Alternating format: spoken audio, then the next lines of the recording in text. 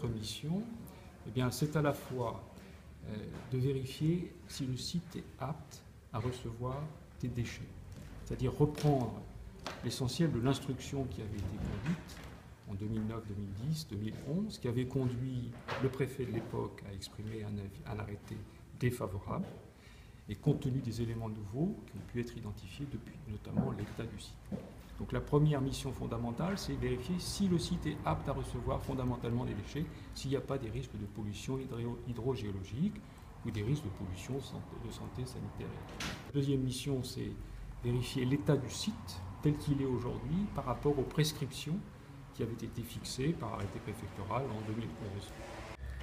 L'avantage, c'est que les études sont faites, elles sont disponibles. Maintenant, il y a à la fois un travail sur dossier, qui est le plus important, et puis un travail sur site qui va être fait en 2 jours. Je pense qu'il n'y a pas besoin de plus de 2 jours pour faire le point sur le site et vérifier si le site est en état conforme aux prescriptions ou pas. Nous avons une première rencontre avec le directeur général délégué de l'entreprise. Nous allons lui demander un certain nombre de documents qui sont les documents réglementaires qui doivent exister sur un site de stockage de déchets et le centre de tri. Ensuite, demain, les inspecteurs et nous-mêmes, nous allons travailler sur les dossiers, reprendre un certain nombre de dossiers. Je le disais tout à l'heure, ce sont des inspecteurs qui n'ont jamais travaillé sur le dossier. Ils ont un œil neuf. C'est justement pour ça que la ministre les a choisis, parce qu'on ne veut pas reproduire des avis qui auraient pu être entachés d'un certain nombre d'erreurs. Pourquoi pas, hein. La question n'est pas de savoir s'il y a eu telle ou telle personne qui a commis des erreurs. La question, c'est de savoir s'il y a eu des erreurs sur le dossier ou s'il y a des éléments nouveaux qu'elle ne connaissait pas au moment où l'autorisation a été donnée.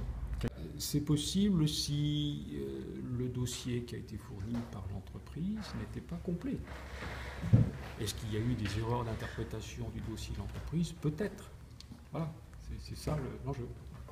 On espère d'ici une quinzaine de jours avoir vraiment des éléments de conclusion qui permettront à Madame la Ministre de prendre des décisions, et Madame le Préfet également, puisqu'elle est directement responsable du site.